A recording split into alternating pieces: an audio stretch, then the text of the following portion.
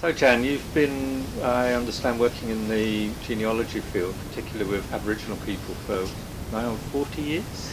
Yeah, getting there, getting up to 40 years, I'm not quite sure, but it was many years ago that I think I was in my 30s when I decided there had to be more to life than I was getting out of it, like getting up and going to work every day and, doing those sorts of things. And I went to work one day and resigned and decided to write a book. And I had been told about Batty Library. My father had donated my great-grandfather's blacksmith records. I didn't know anything about him, and I went into Batty Library, and because I was from the Avon Valley, Dr. Rika Erickson had just started to collect information for the dictionaries of Western Australians. So immediately they found out I was researching the Avon Valley. They went and tipped her off, and she came out and recruited me. So from then on, with no experience, I started to give her information on what I found on the families of the Avon Valley. And so it started. In the Bison, I wrote my first book in 1982, I think it was, and then another one followed. That one took me 6 years, the first one, to research, and then another one in 2 years, and so at two-yearly intervals, more or less, I produced another book. And I'm very interested in the military, so that wasn't far behind it. But in the bicentennial year, we amalgamated the dictionaries and produced what is called the Bicentennial Dictionary Series. And when it was finished, I thought, what am I going to do? It's a bit like a drug. What will I do now with my time? What am I going to do?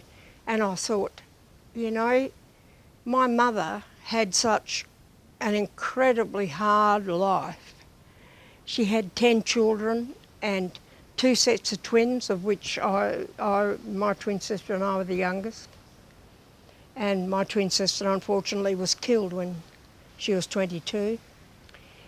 When I thought about my mother and this incredibly hard life, my father was a very prominent man in the town.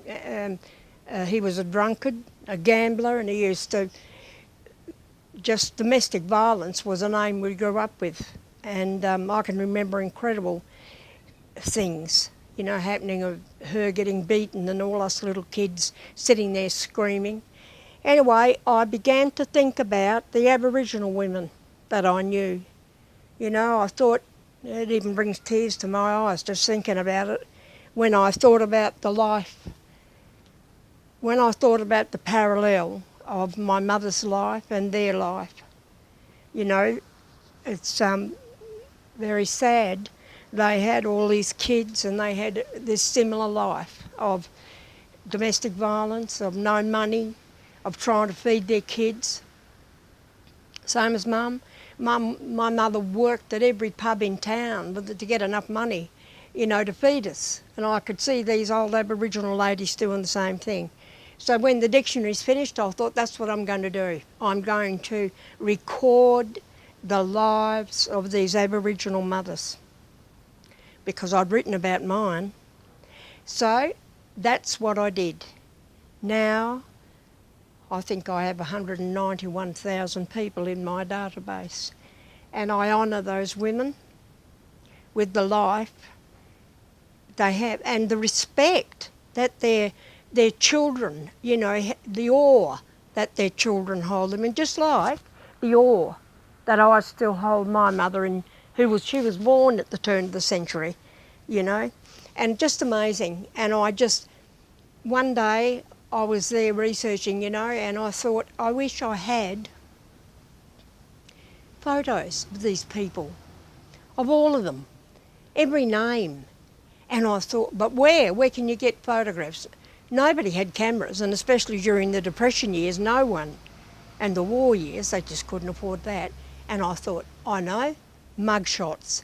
Everyone was arrested for being in town after 6 o'clock at night.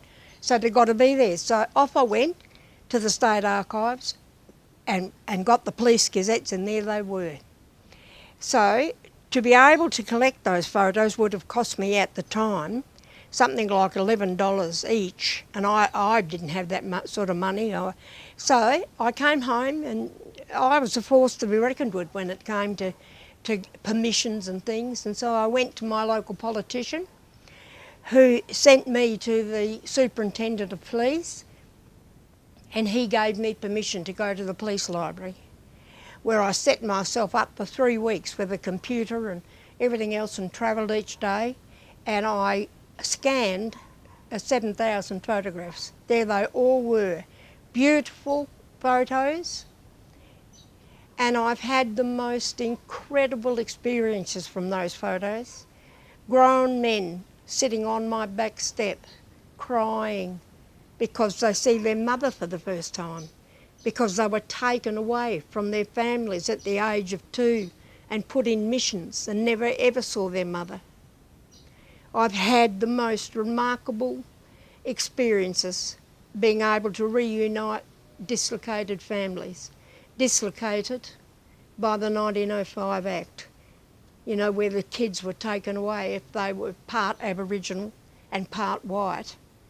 I don't know who decided it was better to raise you white than Aboriginal. I don't know.